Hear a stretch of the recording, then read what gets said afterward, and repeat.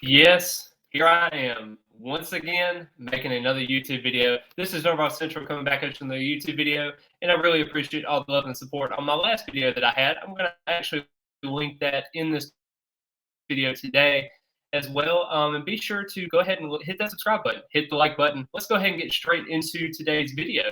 And well, we got a little bit of a situation here because we got the spring game coming up next Saturday. It's a super exciting time. We're inching closer and closer as we go through. I also put in a link here down below where you can actually purchase tickets if you would like to go. I'll also do the parking as well. There'll be a link that'll have both of them together. So it's going to be a super exciting time. Even though Florida State is having Doak Campbell Stadium have those renovations coming up, and the renovations are going to take place until Florida State takes on Alabama in the 2025 season opener. It is going to be an exciting time for Florida State fans to rejoice in kind of this newer team that Florida State has right now. So let's go ahead and set the stage in terms of what we have so far. So Florida State, as we all know, had an undefeated regular season in 2023. Also won the ACC. Unfortunately, they were able to not get into the playoff because the playoff committee decided to put a one-loss Alabama team over an undefeated Florida State team. We've already regurgitated that point, and we don't really want to bring it up anymore. We have to move forward at some point.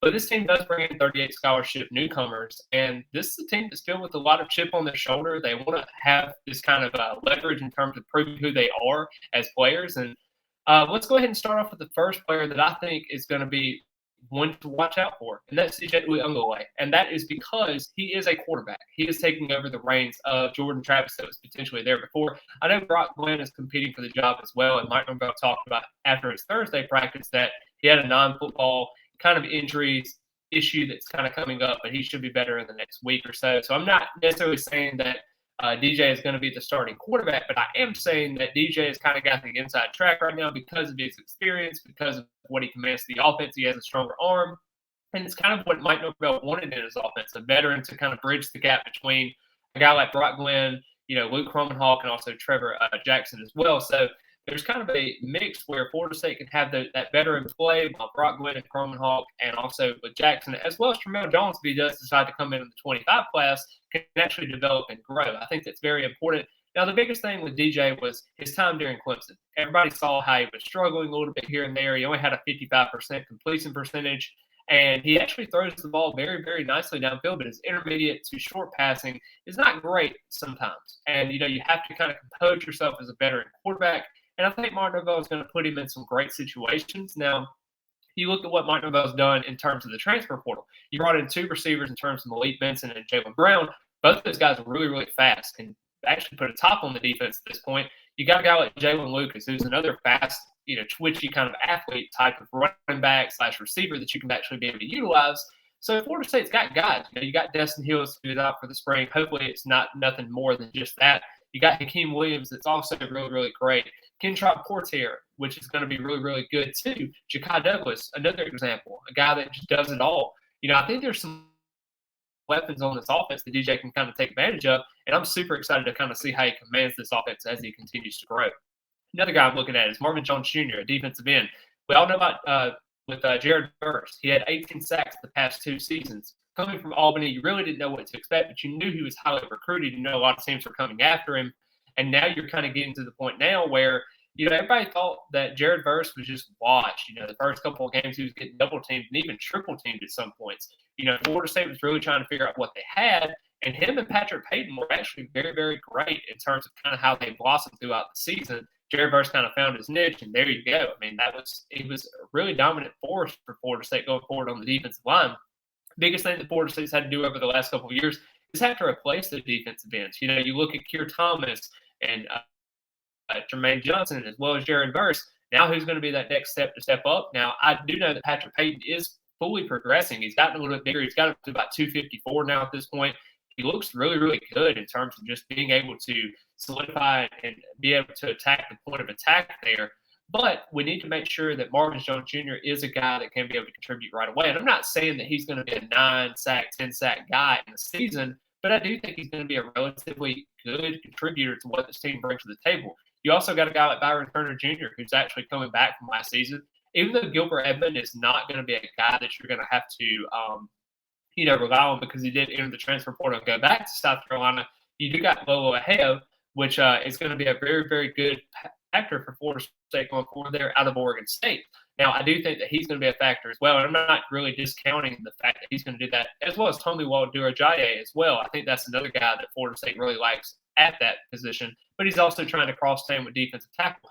But considering that Marvin Jones Jr. actually has his father that used to play at Florida State, the expectations are there as an All-American linebacker that you used to play for. Your name is all over the Florida State at this point. Everybody knows your name, and I know that the coaching staff wants him to build that type of legacy for himself instead of going off of what his father has done at Florida State. But I definitely think that this could be an opportunity that Marvin Jones Jr. can actually be able to do something, considering he really didn't do much when he signed with Georgia. But now that the five-star prospect is back in Tallahassee, where he rightfully belongs at that point, I think this could be a huge key for Florida State as we go forward. And Norvell's talked about how he's progressed very, very well in the defense so far throughout spring practice, and he's kind of progressing just as they thought he would. Now you're starting to see the fruits of the labor kind of coming off the recruitment process. But now my last guy that I want to kind of talk about in this sense, in terms of being a guy that I really want to see in this, is Darrell Jackson. I think this is a guy that, you look at Darrell Jackson where he has a factor. He's went to Miami. He's went to Maryland. He's been throughout the transfer process there. The NCAA actually declined his waiver. And now you look at the factors going into it. There was a lot of factors that were trying to figure out what to do. His ailing mother was trying to get a little bit more help. He was staying closer to home. He was best friends with Joshua Farmer, who's a current defensive tackle on the staff on the team right now. And I think this is a factor where, Darrell Jackson can actually be a factor for what Florida State brings to the table. Now, I know that Braden Fisk was a huge get last season for Florida State in terms of that. Now he's off the NFL draft. He was a senior and came from Western Michigan. I think that was a factor that Florida State really liked because, he took over that Louisville ACC championship game. But Darrell Jackson didn't even get to play until the Orange Bowl loss to Georgia. And we all saw how that loss came into a factor. Wasn't a whole lot of bright spots there other than probably Justin Cryer, who played really, really well. But just overall, though, Florida State's got to find some spots in the defensive tackle. And you would think that Jackson and Farmer are going to be your two defensive tackles, and you're going to have to kind of find a mismatch and kind of find those other defensive tackles in your system that you really like. But, it definitely hurts Braden Fisk and also Fabian Lovett. So you have to find other factors that you can kind of go into with everything. And I think that Darrell Jackson can be that type of guy that Florida State can kind of get to bring along their defensive tackle group and hopefully be able to kind of make it to the league next season. And I think he can be a really, really good draft pick. I've heard a lot of great things about him so far in spring practice, being disruptive and being that type of guy. But he was last year too. So can he piece everything together and can he be able to kind of put that 310-pound frame to good use? And I think that's what Florida State's going to do. And, of course, it's easier said than done because you have a guy like Odell Higgins who's coaching the defensive tackle position, and he knows how to develop recruits and also players on this roster. So super excited to see where this leads. And those are my three players that I'm very, very excited to see as we kind of inch closer and closer to the spring scrimmage, as we get closer and closer to that with the spring game coming up as well. And I think this is going to be an opportunity where Florida State fans can be able to see those three players in action. And just super excited to see where Florida State kind of takes them as we navigate to the 2024 season.